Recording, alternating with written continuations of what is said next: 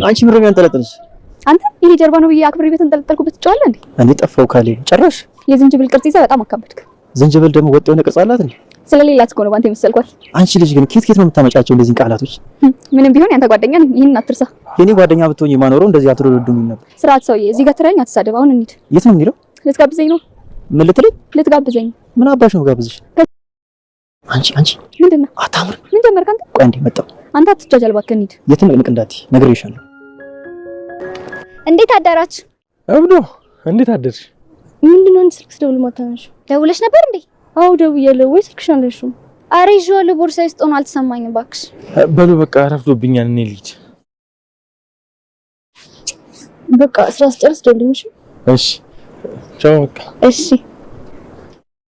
እኔ የምልሽ ዛሬ ፈተና የለም አይደል? እረፊ። ትምህርት ቤት እንቅልት ይባሉ ነው። አረ አይደለም እንዴ? እሺ እና ምንድነው? ዝም ብለን ዞር ዞር እንበል ሰዓት እስኪደርስ። በእናትሽ አሁን ራሱ እኮ አርፍደናል። እሱን እኮ ነው የምልሽ። ምን አጨቃጨቀን ከጥበቃ ጋር? ቆይ አንቺ ልጅ የማቆም እቅዳለሽ እንዴ? ምንድነው ማቆሙ? ትምህርት ነው። አንድ ቀን ቀረው ማለት አቆምኩ ማለት ነው እንዴ? አንድ ቀን ብቻ ምን አላት? ብንቆጥራት 2-3 ቀን ብትሆን ነው። ቁጥሬ ከማስደነግጥሽ በያውን ቶሎ በይ እንሂድ። ኧረ ተይ በፈጠረሽ። አይቻልም በይ እንሂድ። አሁን አመረርሽ? በቃ አዎ አምርሬያለሁ። እጭ የተንቀሳቀሻው ነይ። ወጥሽ ሎጋ ነው የኔ ዓለም ሰንደቅ ያሰቅላል ሆድዬ። ላንቺ አይደለም ዘፈን እናማ ቆመሽ ደንሽልኛ። አዎ ግን ካላስቸገርኩሽ። ኧረ አታስቸግረኝም። በእናትህ ልጨፍርልህ። እሺ እኔ ቆንጆ ጀምሪልኝ። ጭፈራ ብቻ ነው ግን የምትፈልገው? አዎ ለዛሬ ከጨፈርሽልኝ ይበቃል። ደፋር ቀላል ደፋር ከየት ነው የመጣው ይሄ? በእናታችሁ አንተ ምንድነው? እየጀነጀንኩሽ እኮ ነው። ያማል ሊቆይ አንተ። ኧረ ጤነኛ ነኝ። ሰው ያደረገው እኮ አይቅርብኝ ብዬ። እንደዛ ግን አይመስልም። እና መደበኛ ተላካፊ ነው መስልሽ? አዎ። ኧረ ሙዳት ያዥ። ሙድ የምትይዘው እኮ አንተ ነህ። በላውን ዞር በልልኝ። የት ልትሄጂ ነው? እየለበስኩት አይታይም ወይስ ምንድነው? አይቼዋለሁ። እና ዩኒፎርም የለበሰው ወደ ትምህርት ቤት ሄዳል። ቤቲ አንተ እየተከታተልከኝ ነው እንዴ? ቆይ ለምን ብዬ ነው ደግሞ የምከታተልሽ? ሃይ አንቺ ለራስሽ ተፍተፍ ማለት ጀመርሻ? እና እስከመችል አንተ ስንደፋድፍ እኖራለሁ። አንዴ ቆይ ግን እንታውቃለን እንዴ? እኔ ሄዳል፣ እሱ ደግሞ ካሊብ። ሊሊ እንሂድ። እሺ ያወራናችሁ አይደል እንዴ? ምንድነው ማውራት ካልፈለግንስ? እኛ ቆመን እያወራናችሁ ለምን ሲባል ማታወሩ? ጥሎኝ ሄደ እኮ። እድልሽ ማኩ ጠብቀኝ እንዴ። ትታኝ ሄደች እኮ። የዳባ ቀመሳት።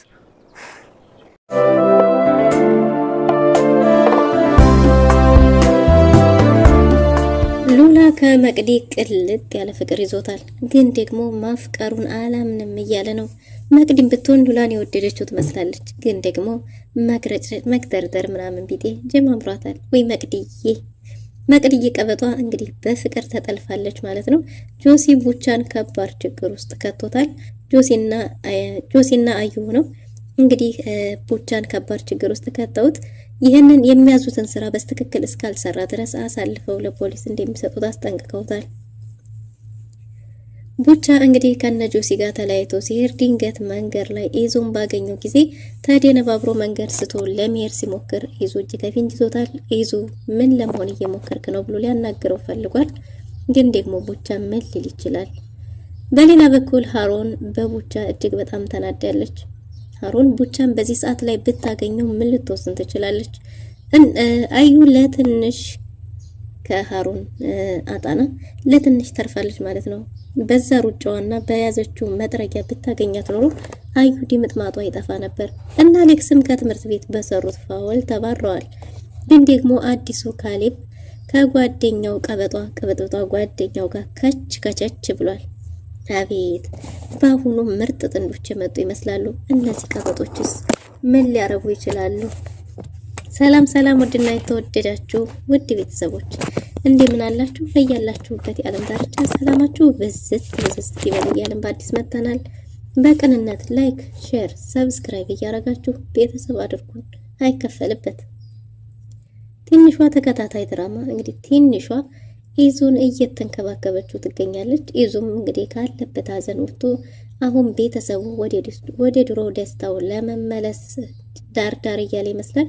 ግን ደግሞ ችግሩ ቡቻ ድንገት ምክንያቱን ሳታውቀው ሃሮንን ለመራቅ ተገዷል ማለት ነው።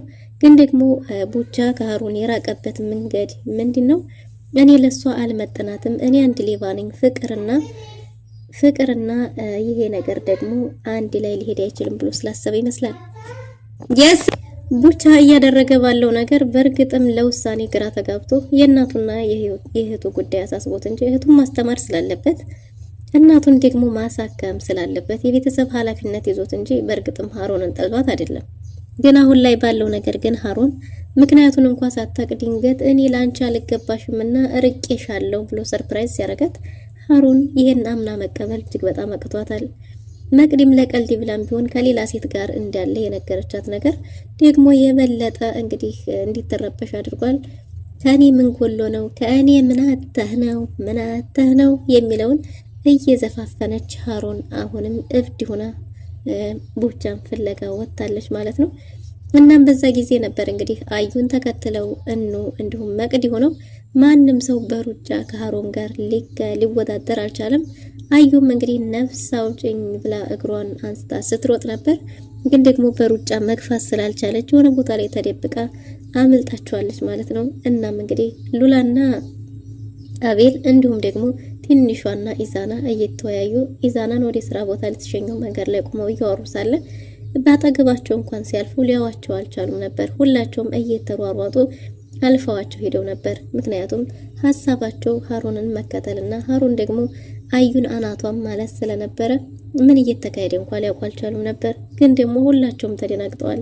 አንድም ሰው ሰላም ያላቸው እንኳን አልነበረም። ከዛም አልፈዋቸው እየሮጡ ወደ ቤት ከሄዱ በኋላ ኢዛናን ሸኝታው የተመለሰችው ትንሿ ከናቤል ጋር ምን ተፈጥሮ ነው ይህች ልጅ እኮ አሁን በዚህ መድረጊያ ቢያገኟት ይገሏታል እያሉ ነበር። እኔም እሱን ነው የፈራሁት። በዚህ ሁኔታ ላይ ሀሩን አዩን ካገኘቻት አለቀላት እያሉ እያሰቡ ሳለ ድንገት መጥቶ ኢዛና ምን እያደረጋችሁ ነው ብሎ ነበር። በዚህን ሰዓት እንግዲህ ትንሿም እንዴ ሂድ አልነበረም እንዴ ብትለውም አይ ዛሬ ቤት ላሳልፍ ብሎ ስራውን ትቶ ተመልሷል። እናም እንግዲህ ተሰባስበው ወደ ቤት ሄደን አንድ ላይ ቤት ጊዜ እናሳልፍ ብለዋል።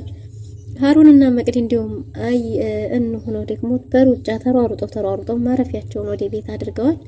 ቤት ከደረሱ በኋላ መቅዲ ነገሮችን የቀልድ እንደሆኑ ለማሳመን ስትሞክር ሀሩን ግን በጭራሽ አንቺ ላይ እንዳልዞርብሽ ብላለች። አሁንም ቢሆን እሱን ፍለጋ መሄድ ይኖርብኛል ብላ ከቤት ለቃ ወጣለች። ትንሿ ምን ሆናችሁ ነው እንደዛ ስትሮጡ የነበረው? አልፋችሁን ስትሄዱ እኮ እኛን አላያችሁንም ባሉ ጊዜ አዩ እንዲሁም መቅዲ ሁላቸውም ሀፍረት ተሰምቷቸዋል እና ነበሩ አይተውናል ባሉ ጊዜ አዎ አይተዋቸዋል። እንደውም እኮ ለዛ ነው ልጠራችሁ የመጣሁት ወደ ቤት እንሄድ ስትል ትንሿ መቅዲ እንዴት ብለን ነው አይናቸውን ልናያቸው የምንችለው የሚል ሀሳብ አንስተው ነበር። አይ ምንም ማለት አይደለም አሁን እንሄድና እዛው ብንጫወት ይሻላል ብላለች። ሁላቸውም በሀፍረት አንገታቸውን ደፍተው ወደ እነ ሉላ ዘንድ ሄደው ነበር። እናም እንግዲህ ምን እንዴት ተፈጠረ እየጠየቋቸው ነበር። በዛ ሩጫቸው እኮ ከሀገር የምትወጡ ነበር የምትመስሉት እያሉ ትንሽ ሙድ እየያዙ አሸማቀዋቸዋል። እንግዲህ ሉላ አቤልን አንድ ጥያቄ ጠይቆታል። መቅዲን እንዴት ነው የምትወዳት? ማለት ከዚህ በፊት የነበረው ግንኙነታችሁ የእውነት ፍቅረኛሞች ነበራችሁ ወይ ብሏል ማለት ነው። ይሄም ያለው አቤል ሉላ ያለው ምንድነው የጓደኝነታቸውን ፍቅራቸውን አንድነታቸውን እንግዲህ የጓደኛውን ፍቅረኛ ቀምቶ እንዳያቆሽሸው እንዳያበላሸው ስለሰጋ ለመቅዲ ጥሩ ስሜት ስለተሰማው ይሄን ነገር ለመናገር ፈልጎ ነበር። አቤል ግን ነገሩ የገባው ይመስላል። ግን ደግሞ ነገሩ ቢገባውም ከሉላ አንደበት እንዲወጣ ስለፈለገ ምን አስበህ ነው ምን ለማለት ነው እያለው ነበር።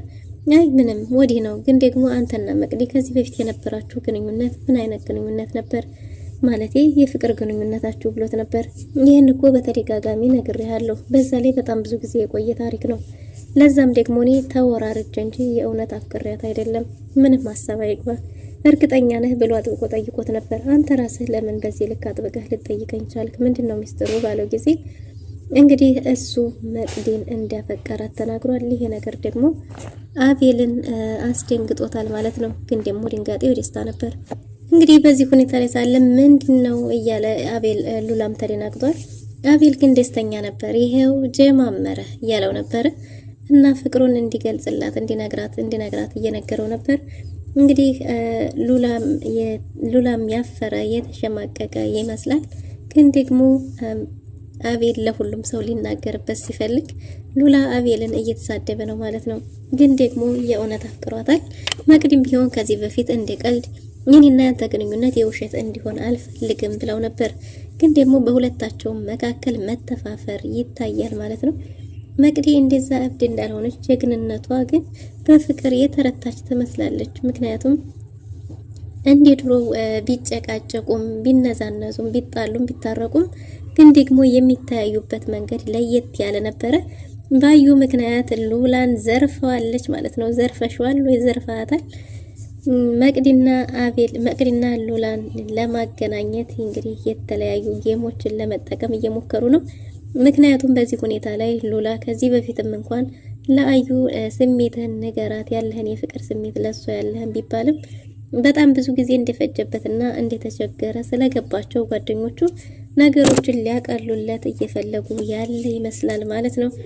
ሰብሰብ ባሉ ጊዜ እንግዲህ ዛሬ ዕለተ ቅዳሜ ነው እና ኢዛናም አንተም ስራ የምትሄድ አይመስለኝም ከዚህ በኋላ እኛም ደግሞ ትምህርት ቤት አንሄድም፣ ስለዚህ ግዴታ ጌም መጫወት ይኖርብናል ብለው ጌም አውጥተዋል። ይሄ ጌም ምን አይነት ጌም ነው ሲባል ጥያቄ፣ ማንም ሰው የፈለገውን አይነት ጥያቄ ይጠይቃል። ለጥያቄው ተገቢ ጥሩ የሆነ ምላሽ እስካልሰጣችሁ ድረስ ያ ሰው ይቀጣል የሚል ህግ ወጥቷል ማለት ነው።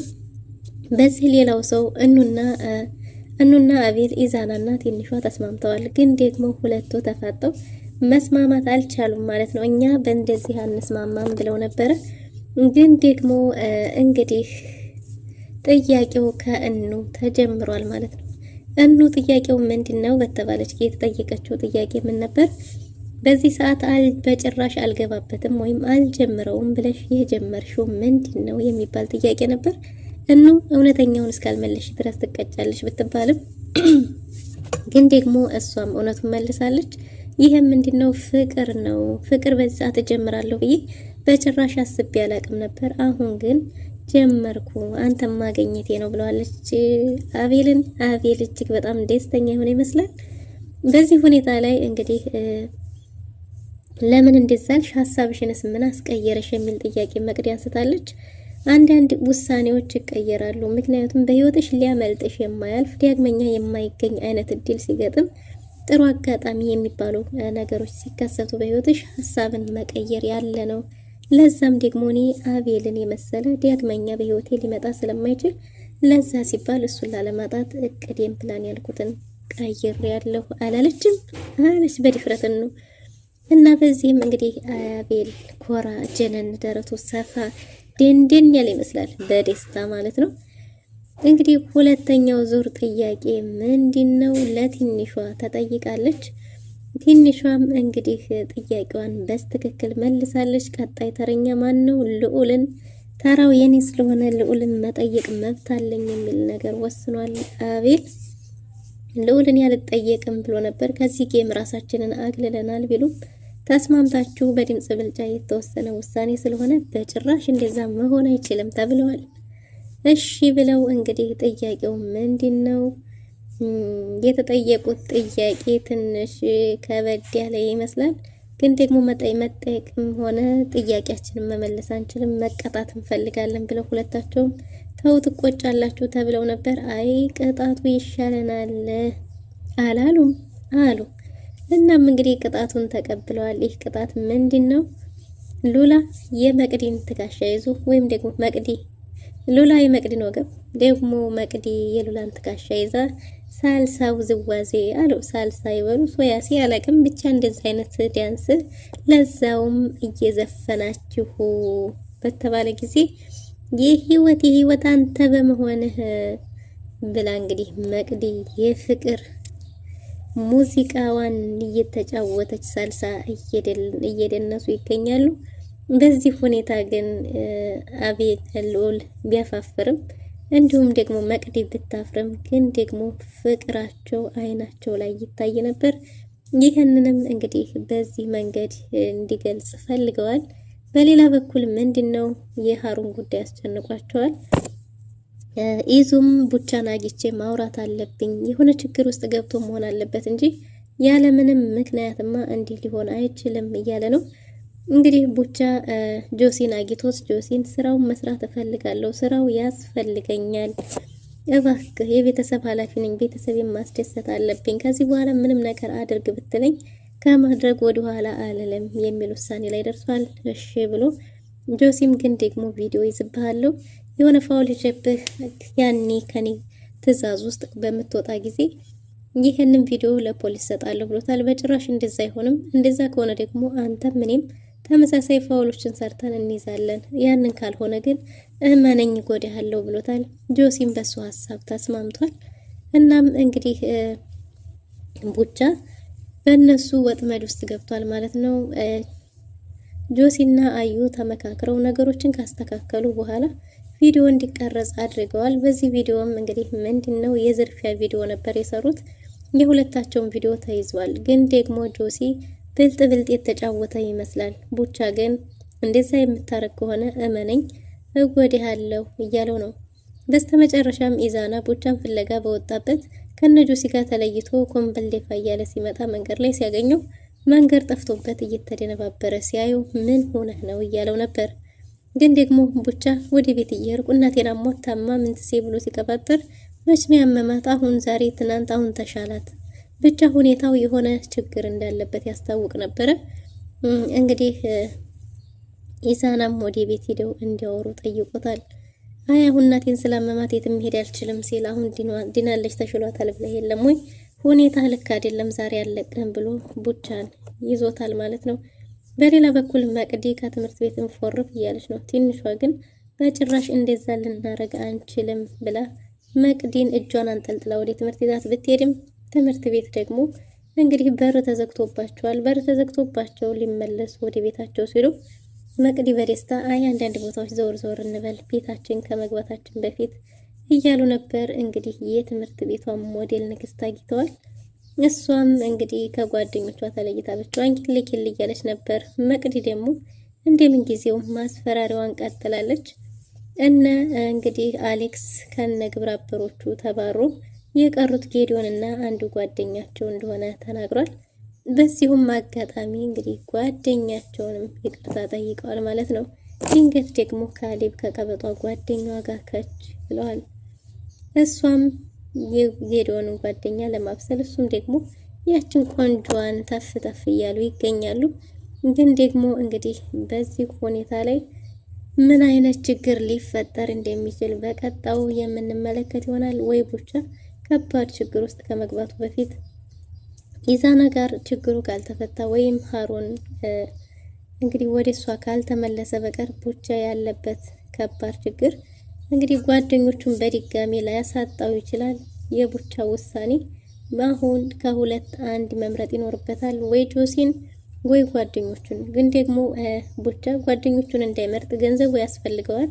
ጆሲ ደግሞ ጓደኞቹን ያሳጣዋል። ይህም ብቻ ሳይሆን መቀመቅ ሊከተውም ይችላልና የቡቻ ውሳኔ በጣም ከባድ ይሆናል። ውድና የተወደዳችሁ ለዛሬ የነበረን ቆይታ ይመስል ነበር። በቀጣይ እስከምንገናኝ መልካም ጊዜ